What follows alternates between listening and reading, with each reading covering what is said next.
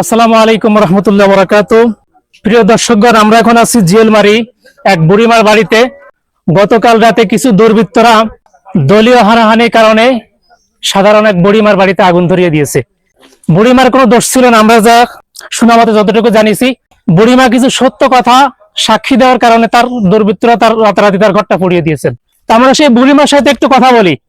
সালাম আলাইকুম বুড়িমা, আসলে মূল সমস্যাটা কি? আপনার এই ঘরটা পুড়লো, এর মূল কারণটা কি? আমার মূল কারণ দল আয় যায় সব আয় যায় না।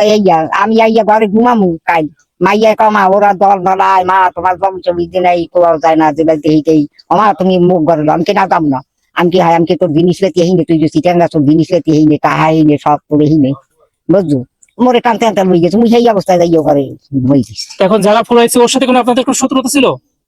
না ওরা ওদের সাথে কোনো শত্রুতা ছিল? শত্রু নেই আমার শুধু শুধু আপনার ঘরটা ফুলাই দিছে। হ্যাঁ ঘর পড়াইতেছে ওই মামলা আপনি একটা সত্য মামলার সাক্ষী দিয়েছেন, আমরা যেটা শুনতে পারছি। সেই সত্য সাক্ষী দেওয়ার কারণে দুর্বৃত্তরা আপনার ঘরটা পুড়িয়ে দিছে, এই হলো মূল ঘটনা। বাগেরহাটে সাক্ষী দিচ্ছি না। জি, আপনি একটা সত্য সাক্ষী দিয়েছেন, একটা ঘর ভাঙা সত্য সাক্ষী দেওয়ার কারণে আপনার ঘরটা পুড়িয়ে দিছে। এই হলো দেশের অবস্থা। কিন্তু এখন কথা হচ্ছে যে সত্য সাক্ষী দেওয়ার কারণে তার ঘরটা পুড়িয়ে দিল, এখন এই বুড়িমার দায়ভার কে নেবে? সর্বোপরি একটাই কথা বলবো, আমরা চাই শৃঙ্খলা, আমরা চাই স্বাধীনতা, যাতে আমরা মাথা উঁচু করে বাঁচতে পারি।